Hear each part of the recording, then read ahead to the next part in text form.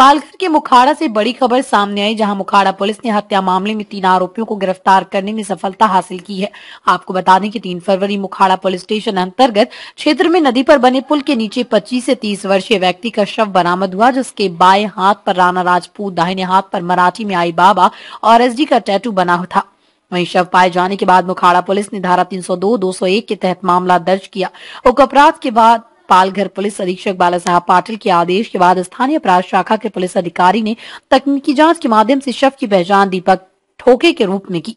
मृतक और आरोपी टीटवीला के रहने वाले हैं।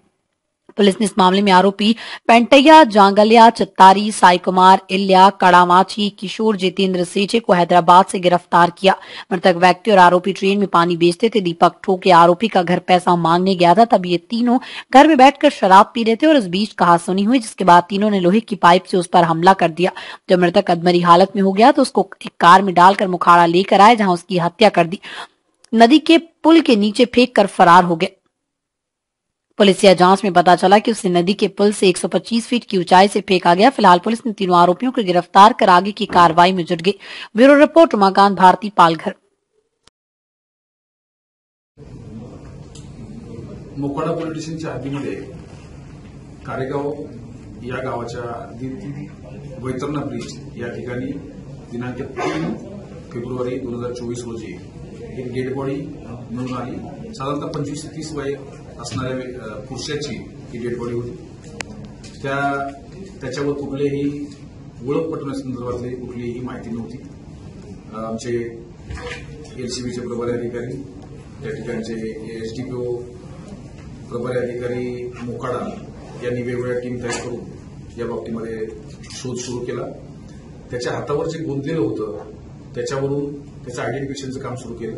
त्याचप्रमाणे त्याच्या हाताचे ठसे घेऊन त्यांनी यापूर्वी काही नोंद आहे का याची चेकिंग केली गेली।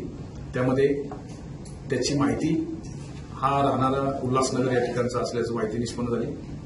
त्याच्यावरून उल्हासनगरच्या घरी याबाबतची अधिक माहिती घेतली असता हा 324 मध्ये याच्यावर कल्याण रेल्वे पोलीस स्टेशन या ठिकाणी गुन्हा दाखल केला होता। त्याच्यामधले जे फिर्यादी होते तर त्याचा शोध घेतला गेला, तर त्यावेळेस त्यांचं लोकेशन जे आहे ते आम्हाला साधारणतः बाहेरच्या राज्यामध्ये मिळालं, तेलंगणा राज्यामध्ये।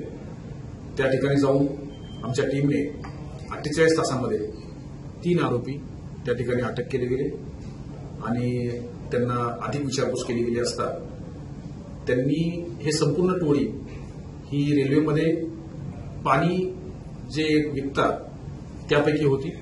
साधारणतः हे त्या ठिकाणी सर्व पाणीचा व्यवसाय करणाऱ्या लोकांना हा जो मयत आहे हा जबरदस्तीने पैसे मागत होता। त्या रागातून त्या टोळीपैकी काही लोकांनी एकत्रित येऊन त्याला मारहाण केली। त्याला गाडीमध्ये घालून वैतरणा ब्रिजच्या ठिकाणी आणून त्या ठिकाणी अधिकची मारहाण केली। त्याला धारदार शस्त्रांनी मारहाण केलेली आहे आणि त्याला नदीच्या पुलावरून खाली फेकून दिलेलं आहे।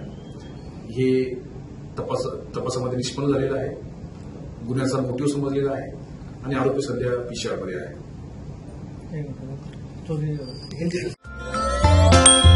देखते रहिए हमारे साथ नवयुग शक्ति न्यूज और ऐसे ही लेटेस्ट खबरों के लिए सब्सक्राइब करें चैनल को और फॉलो करें हमारे फेसबुक पेज को।